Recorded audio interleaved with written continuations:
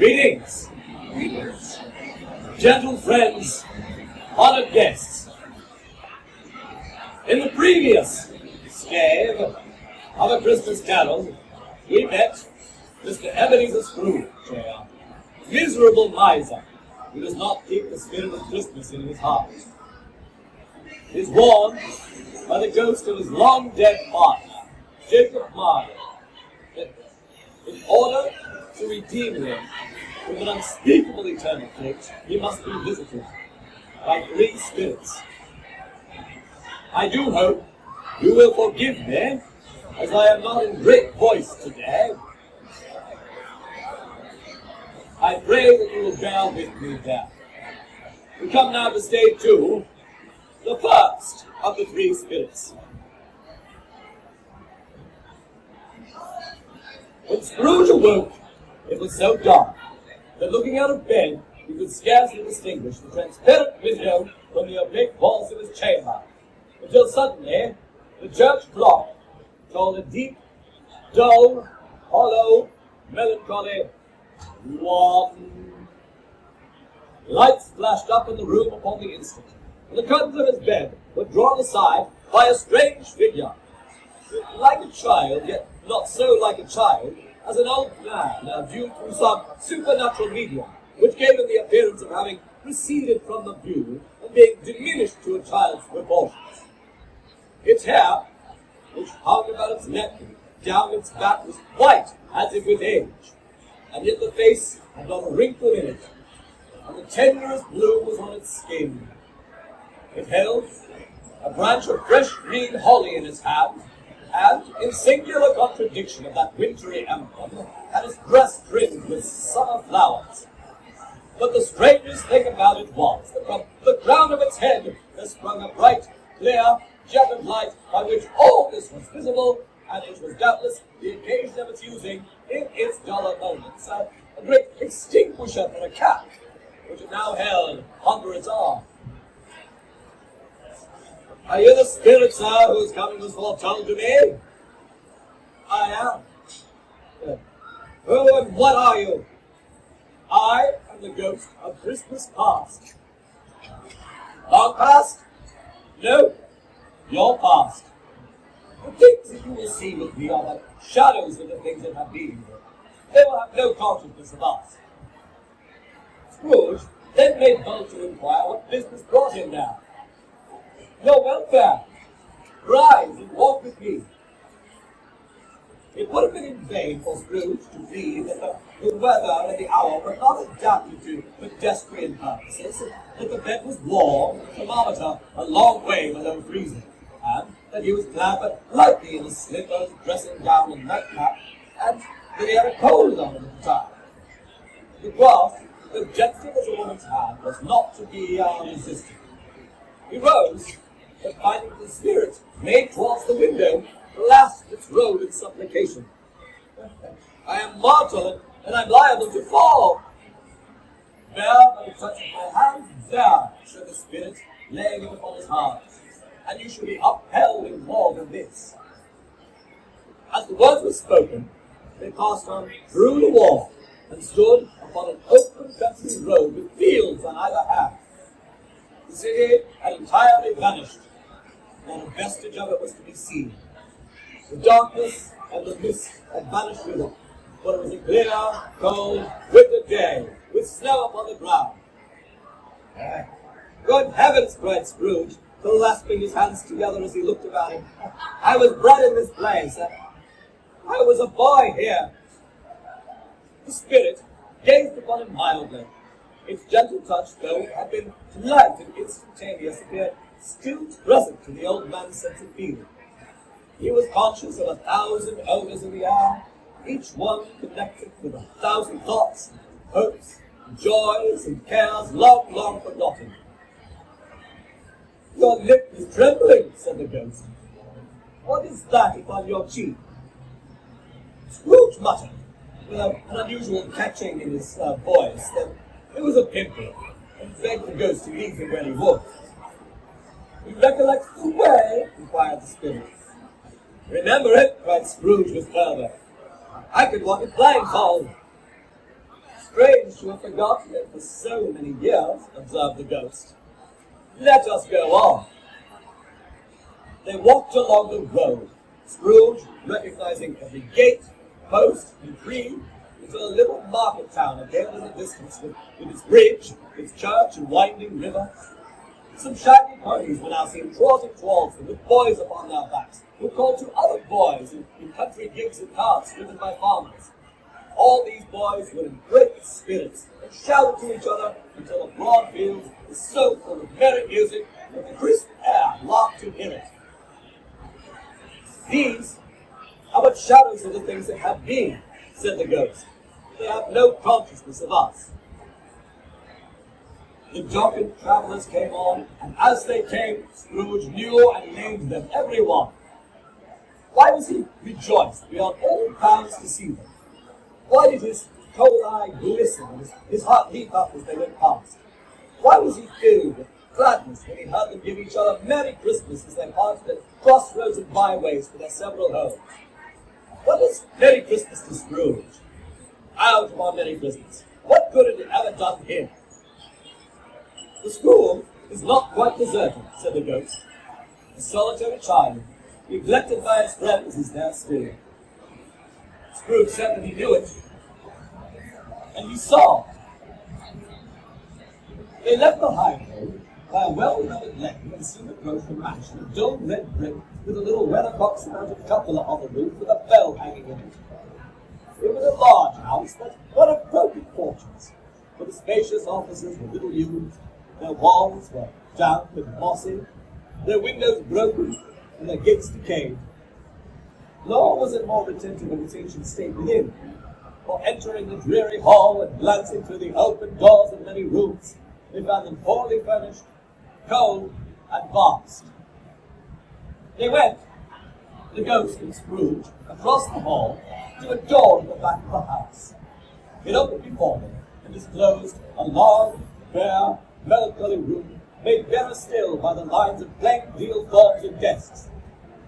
At one of these, a lonely boy was reading near a feeble fire, and Scrooge sat down upon a form and wept to see his poor forgotten self as he used to be. The spirit touched him on the arm and pointed to his younger self, intent upon his reading, and suddenly a man in foreign garments, wonderfully real and distinct to look at, stood outside the window with an axe stuck in his belt and leading an ass laden with wood by the bridle. "Why, it's Ali Baba!" Scrooge exclaimed in ecstasy. "It's dear old honest Ali Baba! Yes, yes, I know. One Christmas time when yonder solitary child was left here all alone, he did come for the first time, just like that. Poor boy. Oh, it's Valentine," said Scrooge, "and his wild brother horse, and there they go. But what's his name was put down in his drawers asleep at the gates of Damascus. But don't you see him? And there's the Sultan's broom turned upside down by the genie. There he is upon his head. Serves him right. I'm glad of it. What business had he to be married to the princess?" And to hear Scrooge expending all the earnestness of his nature on such subjects in a most extraordinary voice between laughing and crying, and to see his heightened and excited face would have been a surprise to his business friends in the city indeed. Then, with a rapidity of transition, very foreign to his usual character, he said, in pity for his former self, "Poor boy," and he cried again. "I wish," Scrooge muttered, putting his hand in his pocket and looking about him after drying his eyes with his cuff. "Oh, but it's too late now." "What's the matter?" asked the spirit. "Nothing," said Scrooge. "Nothing. There was a boy singing a Christmas carol at my door last night. I should like to have given him something, that's all." The ghost smiled thoughtfully and waved its hand, saying as it did so, "Let us see another Christmas." Scrooge's former self grew larger as a while, and the room became a little darker and a little more dirty. And there he was, alone again, when all the other boys had gone home for the jolly holidays. He was not reading now, but walking up and down despairingly. Scrooge looked at the ghost and with a mournful shaking of his head, glanced anxiously towards the door. It opened, and a little girl, much younger than the boy, came darting in, and putting her arms about his neck, often kissing him, addressed him as her dear, dear brother. "I've come to bring you home, dear brother," said the child, clapping her tiny hands and bending down to laugh. "To bring you home, home, home." "Home, little fan," returned the boy. "Yes," said the child, brimful of glee. "Home so good and all, home for ever and ever. Father is so much kinder than he used to be. Home's like heaven. He spoke so gently to me one dear night when I was going to bed that I was not afraid to ask him once more if you might come home, and he said, yes, you should. He sent me in a coach to bring you, and you're to be a man and never come back here again. But first, we're to be together all Christmas long and have the merriest time in all the world." "You're quite a woman, little fan," explained the boy.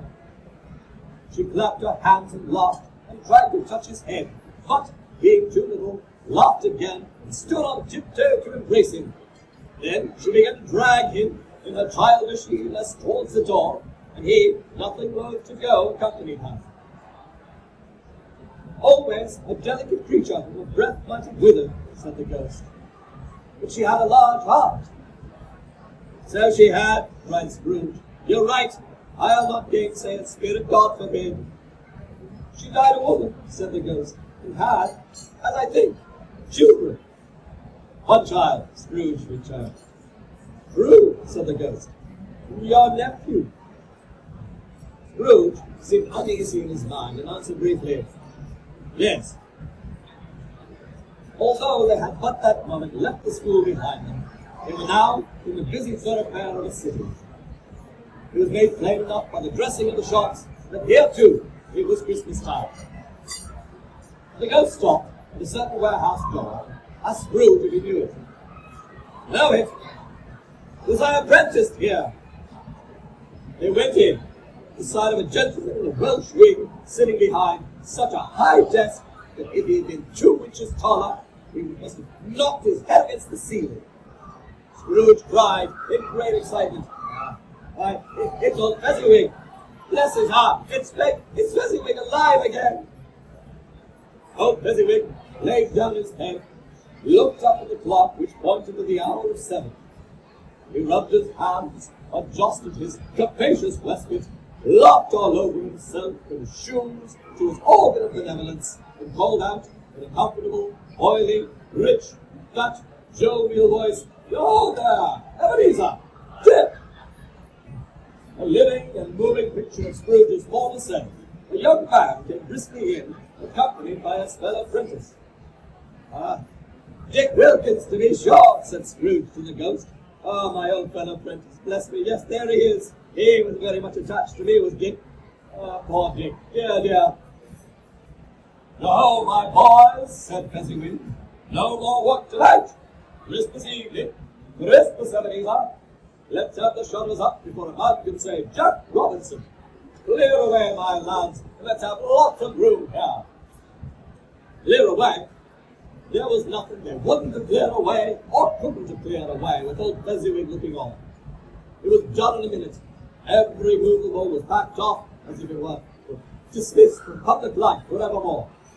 The floor was swept and watered, the lamps were trimmed, fuel was heaped upon the fire, and the warehouse was as snug and as warm and dry and bright a ballroom as you would desire to see upon a winter's night. In came the fiddler with a music book, went up to the lofty desk and made an orchestra of it and tuned like 50 stomach aches.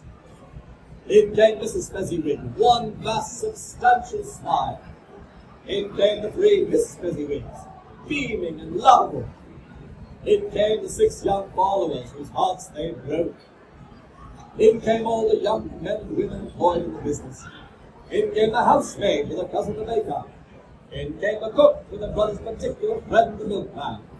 In they all came, one after another, some shyly, some boldly, some gracefully, some awkwardly, some pushing, some pulling. In they all came, anyhow and everyhow. And away they all went, 20 couples at once, hands half round and back again the other way, down the middle and up again, round and round in various stages of affectionate grouping. Old top couple always turning up at the wrong place, new top couple starting off again as soon as they got there, all top couples at last, and not a one to help them.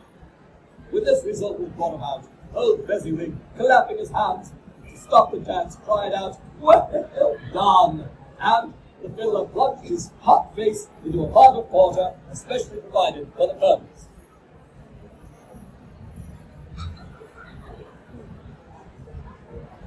There were more dances.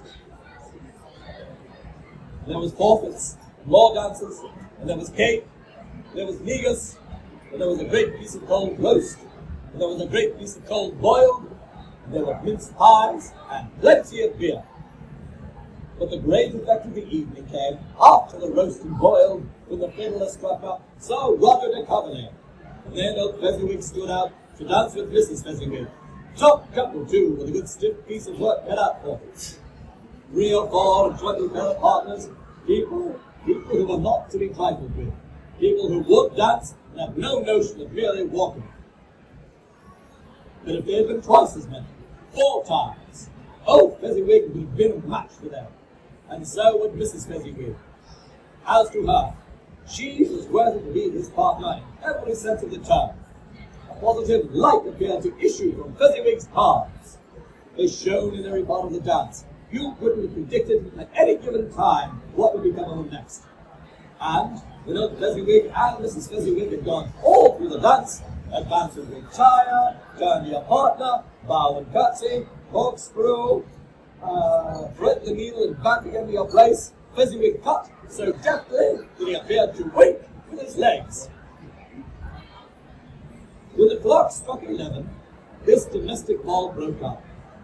Mr. and Mrs. Fezziwig took their stations, one on either side of the door, and, shaking hands with every person individually as he or she went out, wished him or her a Merry Christmas. With everybody, every triad but the 2 apprentices, they did the same to them, and thus the cheerful voices died away, and the lads were left to their beds, which were under a counter in the back shop. A small matter, said the ghost, to make these silly folks so full of gratitude. You have spent but a few pounds of your mortal money, 3 or 4 perhaps. Is that so much that you deserve this praise? It isn't that, said Scrooge, heated by the remark and speaking unconsciously like his former and not his latter self. It isn't that spirit. He has the power to render us happy or unhappy, to make our service light or burdensome, a pleasure or a toil. Say that his power lies in words and looks and things so slight and insignificant that it's impossible to add and counterpart. And what then? The happiness he gives us is quite as great as if it cost a fortune. He felt the spirit's glance and stopped. What is the matter? Nothing particular. Something, I think. No. I should like to be able to say a word or two to my clerk just now, that's all. My time grows short. Quick! This was not addressed to Scrooge or to anyone whom he could flee, but it produced an immediate effect. But again, he saw himself. He was older now, a man in the prime of life. He was not alone, but sat by the side of a fair young girl in a black dress, in whose eyes there were tears. It matters little, she said softly to Scrooge's former self. To you, very little. Another idol has displaced me, and if it can comfort you in time to come, as I would have tried to do, I have no just cause to breathe. What idol has displaced you? The golden one. You fear the world too much. I've seen your nobler aspirations fall off one by one, until the master passion, gain, engrosses you, have I not? What then? Even if I've grown so much wiser, what then? I'm not changed towards you. Have I ever sought release from our engagement? Words, no. Never. In what then? In a changed nature? In an altered spirit? In another atmosphere of life, another hope is its great end? If you were free today, tomorrow, yesterday, can you and I believe that you would choose a dowerless girl or choosing her? Do I not know that your repentance and regret will surely follow? I do, and I release you with a full heart for the love of him you once were. Spirit, Spirit, remove me from this place. I told you, these are but the shadows of things that have been, said the ghost. But they are what they are. Do not blame me. Remove me, Scrooge exclaimed. I cannot bear it. Leave me. Take me back. Haunt me no longer. As he struggled with the spirit, he was conscious of being exhausted and overcome by irresistible rousings and horror, being in his own bedroom. He barely had time to reel to bed before he sank into a heavy sleep.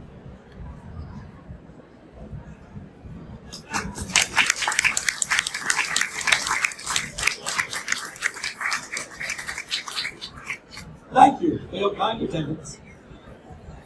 In a short time, 10 or 15 minutes or so, if you linger, you may see some of my own creations play out a little bit of Christmas carol before you.